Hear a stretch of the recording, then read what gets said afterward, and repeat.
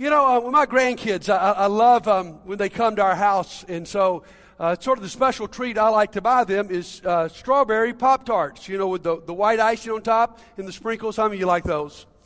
Well, their parents won't give them because they think they're unhealthy. I think they're a fruit.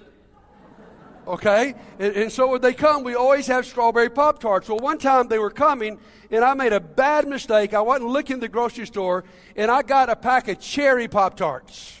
And let me just tell you, cherry Pop-Tarts are awful. They're not anything like strawberry. And so me and my two little Tays and George, 3 years old, man, we just made the biggest deal. No cherry Pop-Tarts. And if you want to get Grandbuddy riled up, you just walk up in the middle of the day and say, cherry Pop-Tart. And I go, that's sick. That's gross. That's bad stuff. And so, we just carry on that FaceTime. They'll just yell, cherry Pop-Tarts, and we know what's going on. The other day, though, Taze had a little friend over, a little girl over at his house, and they were playing, and they decided to play kitchen and to cook. And so she gets in a little kitchen, and she said, I'm going to cook some green beans and fried chicken. And Taze, thinking he's being funny, says, I'm cooking cherry Pop-Tarts. And she just looked at him like, okay, Chase, if that's what you want. And then she didn't respond the way he expected with laughter, so he just started screaming, cherry Pop-Tarts, cherry Pop-Tarts, cherry Pop-Tarts. And she looks at him like, you are one weird kid, okay? And guys, sometimes that's the way we are in the culture that we live in. We're saying some inside things, and everybody's not getting it.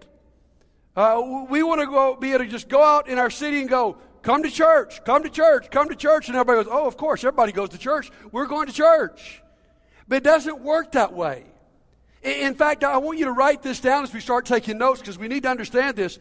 Here is the uncomfortable truth. We are now the visiting team. Christians in America today are the visiting team. Listen, for generations, we had the home field advantage. I mean, everything tilted our way. The cheers, the tradition, the laws, the crowds, the folks who called the plays and the referees. We had the advantage. And today we find ourselves in a place where we're not the home team. In fact, the cheers are different than what we remember. The traditions are different. The crowds, in much part, are against us. And the cultural referees are always throwing flags on us. But here's what I want you to understand. There's good news this morning. The church has always played better as the visiting team.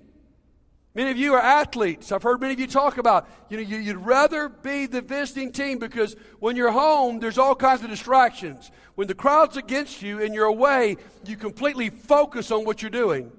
And it seems to me, whether you go back to the 1st and 2nd century, where the church was the visiting team, or you go to China under communism, the church has been more focused and actually more effective than when it was the home team.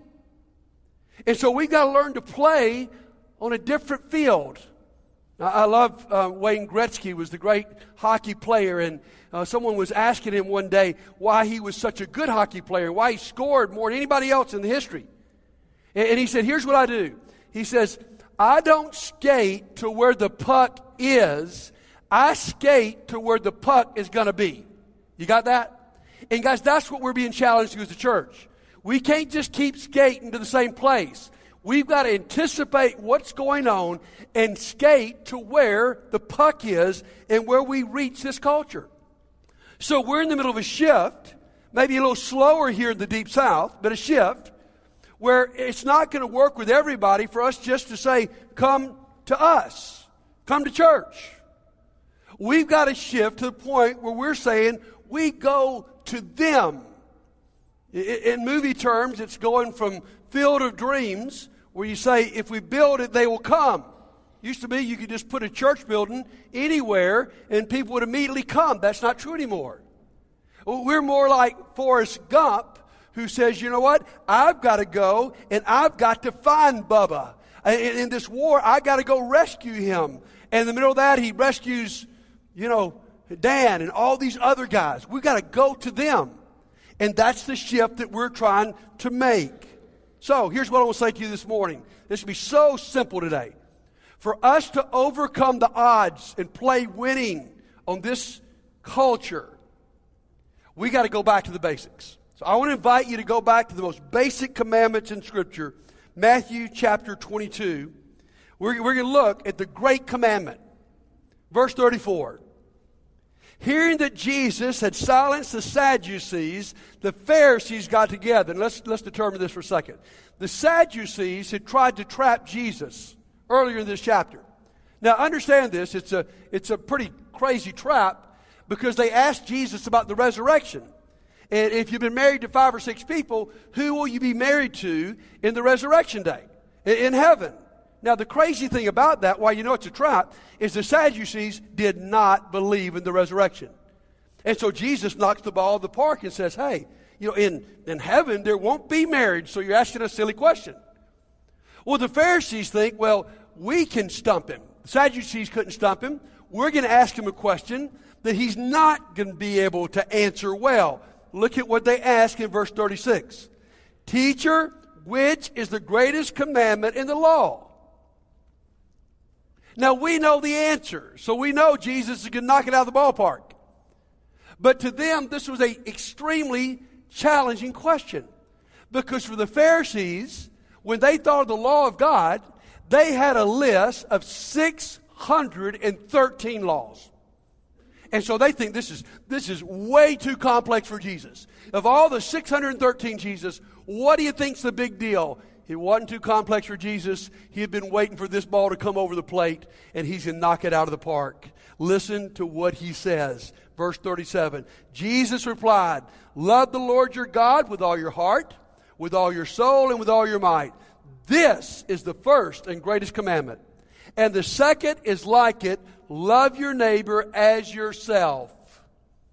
And in case they want to think Jesus is saying something brand new, he says this in verse 40. All the law and the prophets hang on these 2 commands. Now here's what I want you to see today. And maybe you've been smarter and brighter and quicker than me. But there's a hidden word in the great commandments. And to me, it's the word neighbor. I mean, I cannot tell you the amount of times I've preached on this text because I think it's primary. I would say probably every 4 or 5 sermons it's referred to. Because it is that foundation, Jesus says.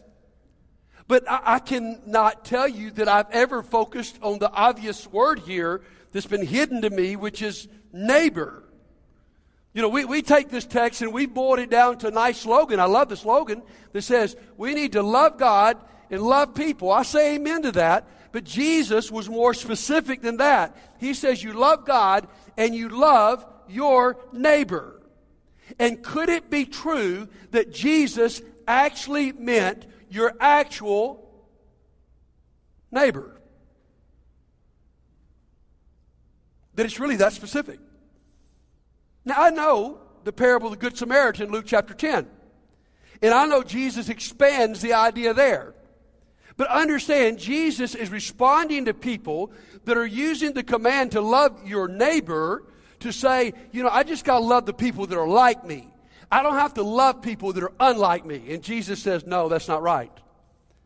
But I still believe there's something that Jesus says is important. He said, this is so important.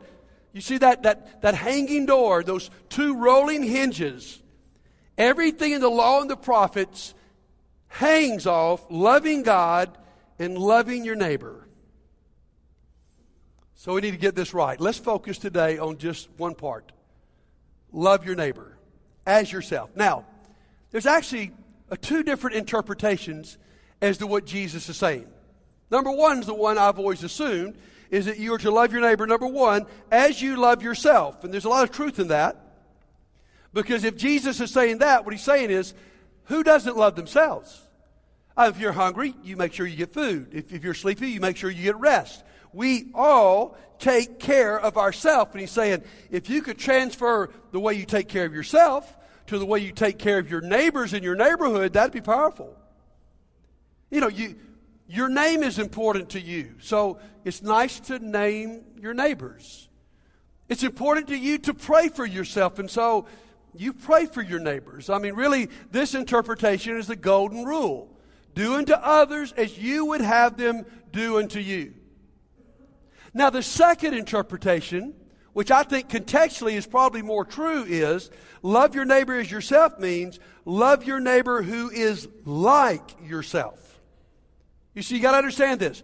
Jesus is quoting Leviticus 19:18. And just a few verses later, he defines this. In verse 34, listen to what God said to the children of Israel.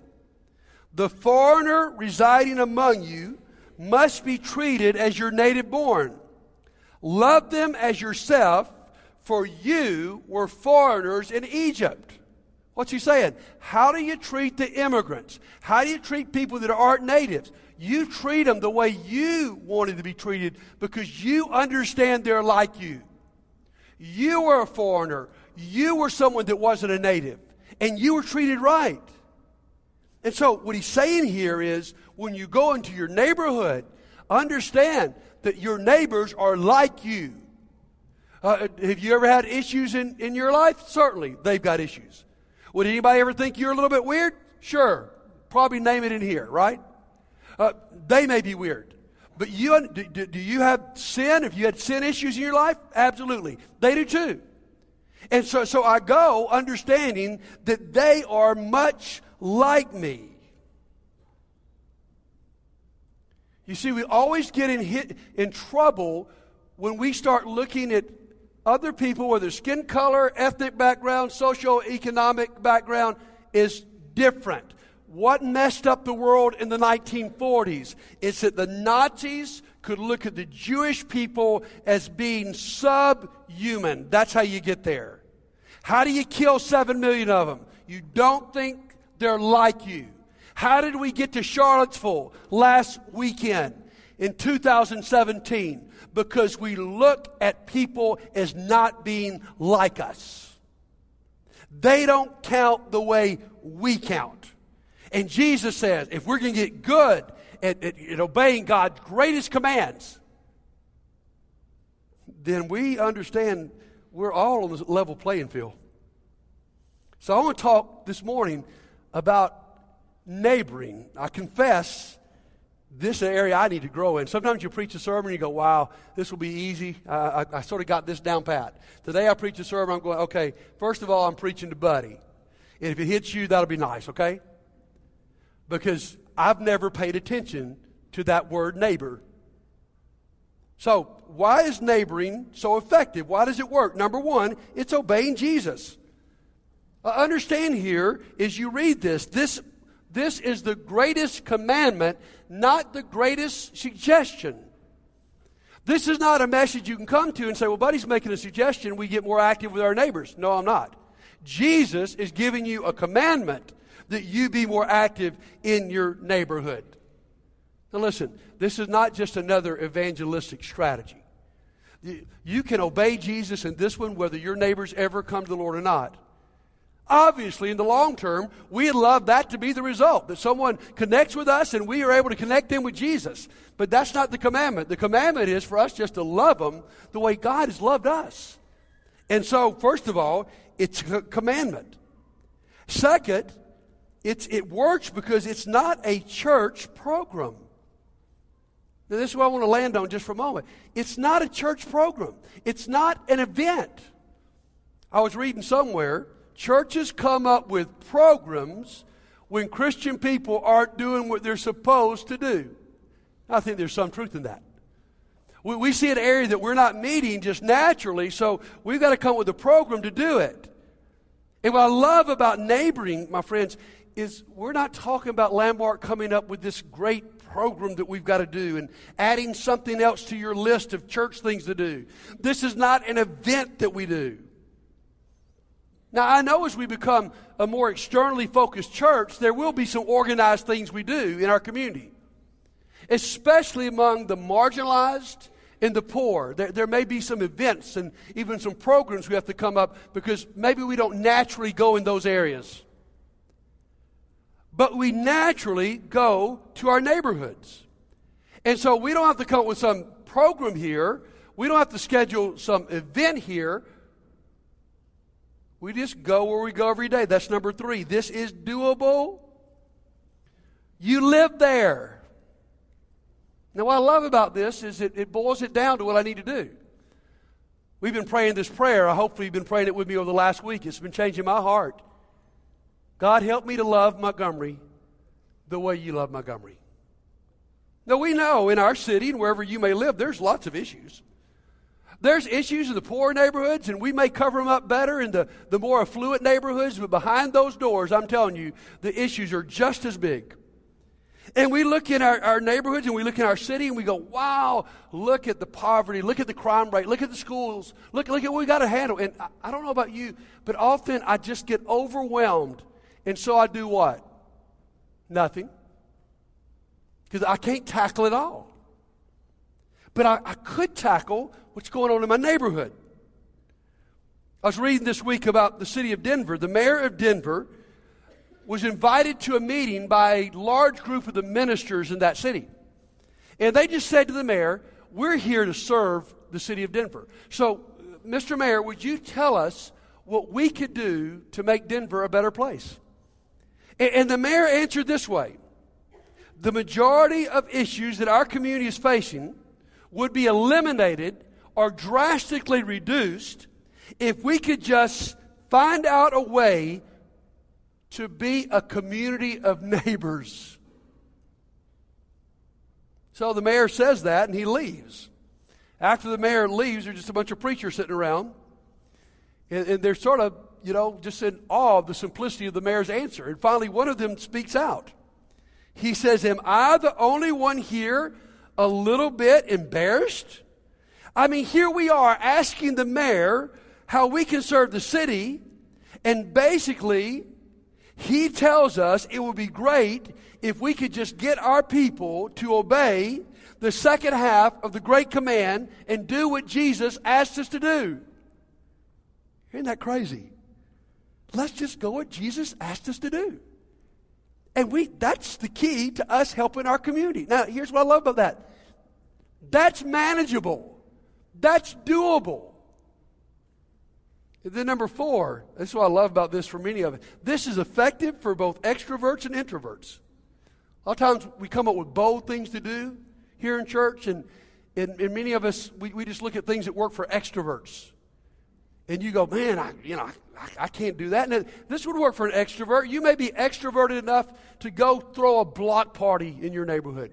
You might be extroverted at some point to just put signs on the doors of every house in your neighborhood and say, hey, we're starting a Bible study on Monday nights. Would you come? Okay. But some of you are introverted. You're never going to do either one of those things. But you can get in a conversation with good listening skills over your back fence and connect with them. Or you can bake cookies for everybody new moving into your neighborhood and take them. You can do that. This is not something just for extroverts. It's for all of us.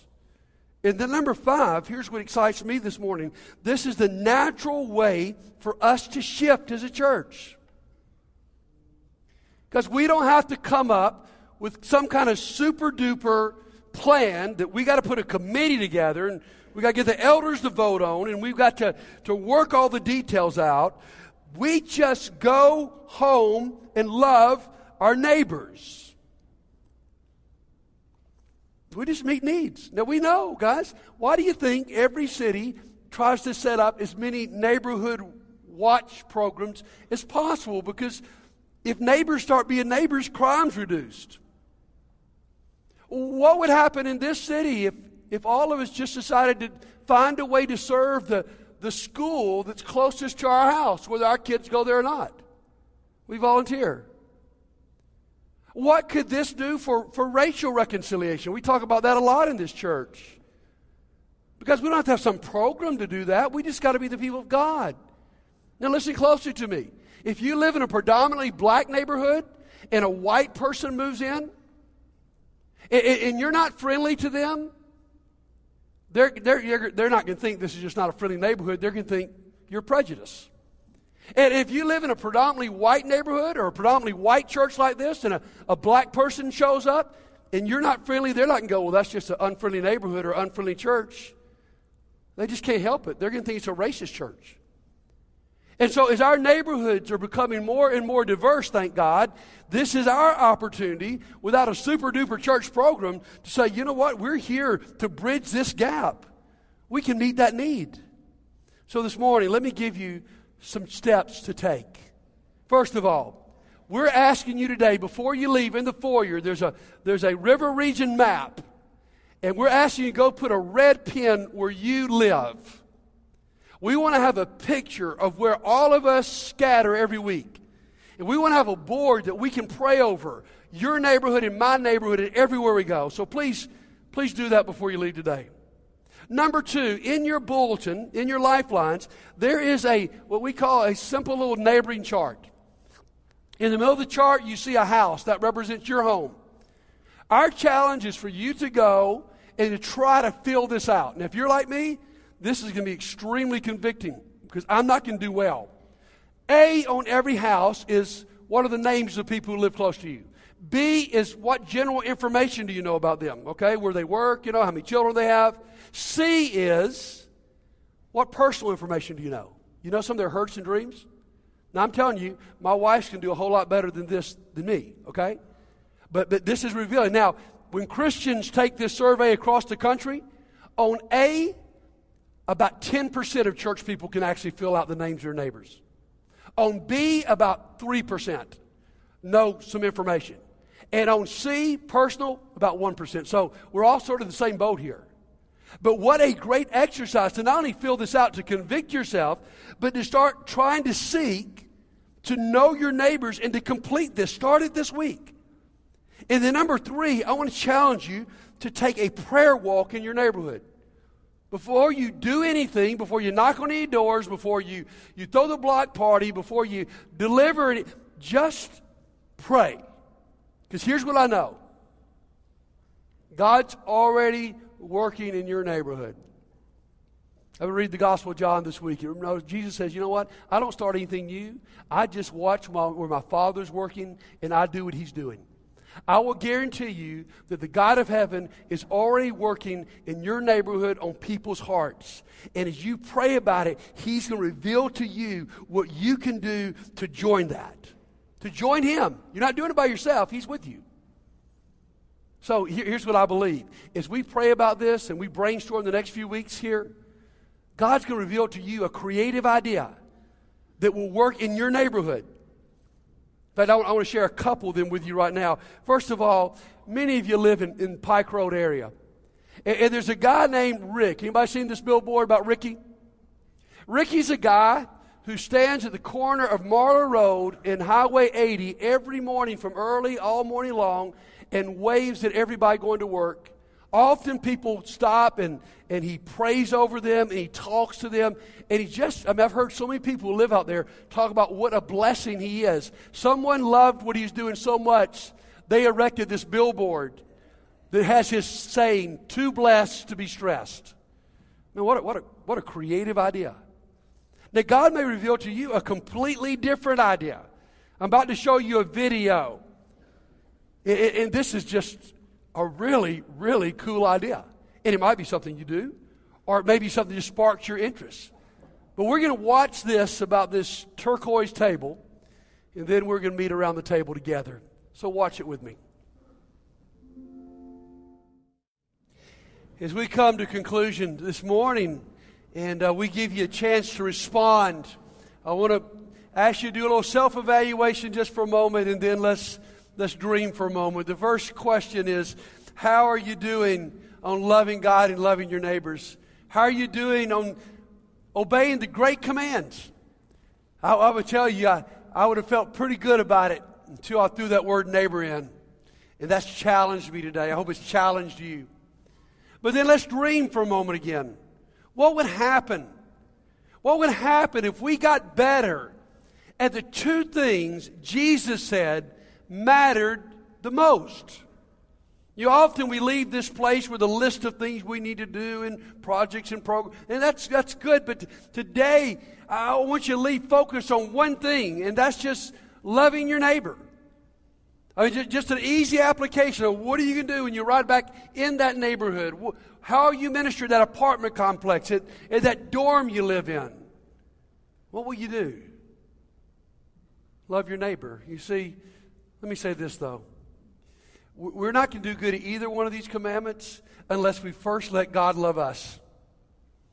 You see, the way this is supposed to work is that we love because He first loved us. And so today, if you're not experiencing the love of God in your life, it's going to be impossible for you to love God back. It's going to be impossible for you to love your neighbor. And so today in this place, may you experience the love of God. The Bible says that God lavishes His love on us. Would you right now, as we're just about to sing about Him and His glory, would you allow that love just to wash over you and not to stop at you, not to come to a dead end with you, but in other words, for you to become a conduit. It's not selfish. It's for it to flow out around the people here today and to flow out of you when you get back to your neighborhood. Can you imagine what we would do if we just got a little bit better at obeying the things Jesus said mattered the most? Talking about scattering with power. So today, if you're not feeling the love of God and you need God's family to surround you and to pray for you, if you're ready to follow Jesus and be more obedient to His most basic commands and you want us to pray for you, if you're ready to become a Christian and follow Jesus, won't you come right now while we stand and sing?